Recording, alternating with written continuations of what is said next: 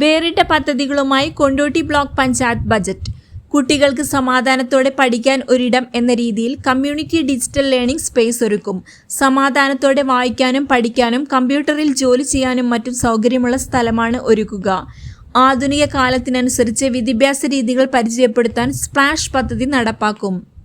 ലഹരി പോലുള്ള ദുശീലങ്ങളിൽ നിന്ന് വിദ്യാർത്ഥികളെ പിന്തിരിപ്പിക്കാൻ സാംസ്കാരികം, കലാ, കായികം, AI യുഗത്തോടുള്ള സമീപന രീതി, സ്കിൽ ഡെവലപ്മെന്റ് തുടങ്ങി വിവിധ പരിപാടികൾ. ഇതിനായി 7 ലക്ഷം രൂപ വകയിരുത്തി. വിദ്യാഭ്യാസ മേഖലയിൽ ഈ ബ്ലോക്ക് പഞ്ചായത്തിന്റെ പുതിയൊരു പദ്ധതിയായി ഞങ്ങൾ അവതരിപ്പിക്കുന്നതാണ് സ്പ്ലാഷ് പദ്ധതി. സ്പ്ലാഷ് പദ്ധതി students personality learning achievement sensational hope എന്ന പദ്ധതിയാണ്. അതായത് പൊതുവിദ്യാലയങ്ങളിൽ കുട്ടികൾ ഇന്ന് ഒട്ടേറെ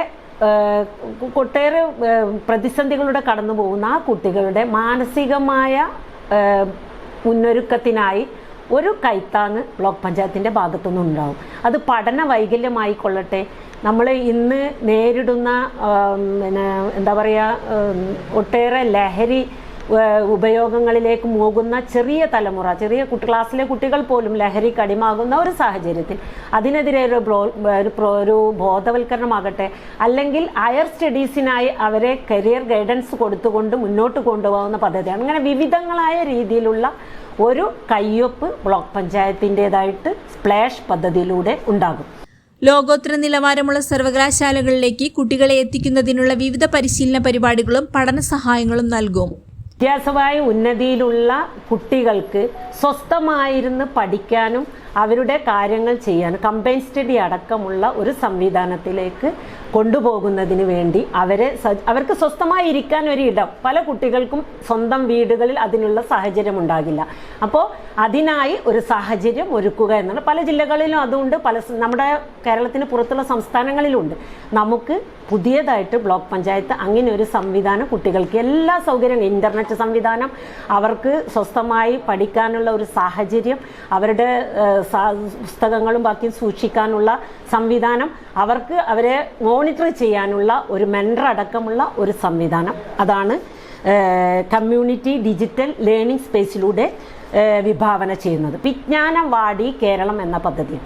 ആ പദ്ധതിയിൽ എങ്ങനെയാണെന്ന് വെച്ചാൽ, നമ്മൾ മുൻകാലങ്ങളിലൊക്കെ SC കോളനികൾ കേന്ദ്രമാക്കിക്കൊണ്ട് സാംസ്കാരിക കേന്ദ്രങ്ങളിലുണ്ട്. അപ്പോൾ ആ സാംസ്കാരിക കേന്ദ്രങ്ങൾ ഇപ്പോൾ ഒന്നും ചെയ്യാതെ ഒഴിഞ്ഞു കിടക്കുകയാണ്. ആ സാംസ്കാരിക കേന്ദ്രങ്ങൾ നമ്മൾ ലക്ഷ്യമിടുകയാണ്. ആ സാംസ്കാരിക കേന്ദ്രങ്ങളിൽ നമ്മളൊരു മെൻറ്ററിനെ വെച്ച് അവർക്ക് ശമ്പളം കൊടുത്ത് ആ കോളനികളെ കേന്ദ്രീകരിച്ച് അവിടുത്തെ വിദ്യാർത്ഥികളായിട്ടുള്ള SC കുട്ടികൾക്ക് ഇരുന്ന് പഠിക്കാം, അവർക്ക് പുസ്തകം റെഫർ ചെയ്യാം, അവർക്ക് ഇൻ്റർനെറ്റ് സൗകര്യത്തോടു കൂടിയിട്ട് അപേക്ഷകൾ അയക്കാനുള്ള സംവിധാനം, എന്തെങ്കിലും വലിയ പരീക്ഷകൾക്കുള്ള അവരെ തയ്യാറാക്കുന്നതിന് അവർക്ക് പുറത്തു പോകേണ്ട ഒരു സാഹചര്യം വേണ്ട, അവരുടെ ഇടയിൽ തന്നെ അവരിലേക്ക് ഇറങ്ങി ചെല്ലുന്ന ഒരു സംവിധാനമാണ് വിജ്ഞാനവാടി കേരളം പദ്ധതി. അതാണ് വേറൊരു പദ്ധതി എന്ന് പറയുന്നത്. ഡയാലിസിസ് സെൻറ്റർ, അതുപോലെയുള്ള ഒരു മാസ്റ്റർ പദ്ധതിക്ക് ആരോഗ്യരംഗത്ത് ഈ ഭരണസമിതി തുടക്കമിടുകയാണ്. അത് ഏറ്റവും ആധുനിക സജ്ജീകരണത്തോടു കൂടിയ ഒരു ഫിസിയോതെറാപ്പി സെൻറ്റർ. അത് കഴിയുന്നതും ഒരു സെൻറ്റർ എന്ന നിലക്ക് പുളിക്കൽ പഞ്ചായത്തിനെ കേന്ദ്രീകരിച്ചാണ് അതിലേക്ക് മുന്നോട്ട് പോകുന്ന. അതിനോട് ചേർന്നുകൊണ്ട് ഹൈടെക് ആയിട്ടുള്ള ഒരു ലാബും, മെഡിക്കൽ ലാബും കൂടി വിഭാവന ചെയ്യുന്നുണ്ട്. വരും കാലങ്ങളിൽ അത് വിജയിപ്പിക്കുന്നതിന് മുൻഗണന നൽകിക്കൊണ്ടുള്ള പ്രവർത്തനങ്ങളുമായി മുന്നോട്ട് പോകും. ഇപ്പോൾ തോടുകളും ജലസംരക്ഷണവും ഒക്കെ നടക്കുന്നതോടൊപ്പം തന്നെ അതോടൊപ്പം അതിൻ്റെ ബ്യൂട്ടിഫിക്കേഷന് വേണ്ടി ഫണ്ട് വെക്കുകയാണ്. അപ്പോൾ നമുക്കൊരു തോട് സംരക്ഷണം കെട്ടുന്നതോടുകൂടി അത് കാണുമ്പോൾ എല്ലാവർക്കും ഒന്ന് നോക്കി നിൽക്കുന്ന രീതിയിലുള്ള ഒരു മനോഹാരിതയോടുകൂടി അത് വിഭാവന ചെയ്യുന്ന ഒരു പദ്ധതി കൂടിയാണ് ബ്ലോക്ക് പഞ്ചായത്ത് ലക്ഷ്യമിടുന്നത്. രണ്ടാമത്തത് ഏറ്റവും കൂടുതലുള്ളത് വന്യമൃഗങ്ങളുടെ ആക്രമണം കൊണ്ട് വിളകൾ നഷ്ടപ്പെടുന്നതാണ്.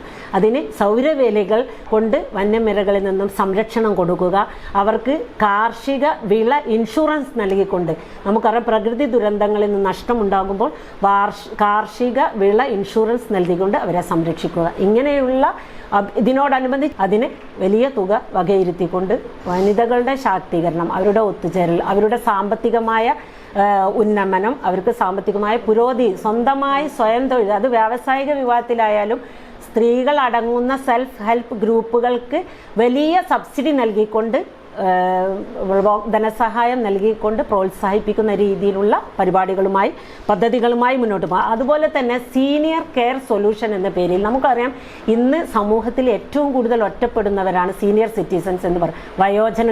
വയോജനങ്ങളെ സംരക്ഷിക്കുന്നതിന് വേണ്ടിയിട്ടും ചേർത്ത് പിടിക്കുന്നതിന് വേണ്ടിയിട്ട് സീനിയർ ഹെൽത്ത് കെയർ സൊല്യൂഷൻ എന്ന പേരിൽ ഒരു പദ്ധതിക്ക് രൂപം നൽകിയിട്ടുണ്ട്. അതുപോലെ തന്നെയാണ് ഭിന്നശേഷി കുട്ടികളെയും അതുപോലെ തന്നെ നമ്മുടെ കൊച്ചു കുഞ്ഞുങ്ങൾ ICDS സംവിധാനത്തിലുള്ള അങ്കലവാടികൾ അവർക്ക് പോഷക സമൃദ്ധമായ ഭക്ഷണം എന്ന ലക്ഷ്യത്തോടു കൂടി പോഷക സസ്യങ്ങൾ വെച്ചുപിടിപ്പിക്കുന്ന അങ്കലവാടികളിൽ വെച്ചുപിടിപ്പിച്ചുകൊണ്ട് അവരുടെ പോഷകാഹാരം ഉറപ്പുവരുത്തുന്ന രീതിയിലുള്ള പദ്ധതികൾക്കും ബ്ലോക്ക് പഞ്ചായത്ത് രൂപം നൽകി.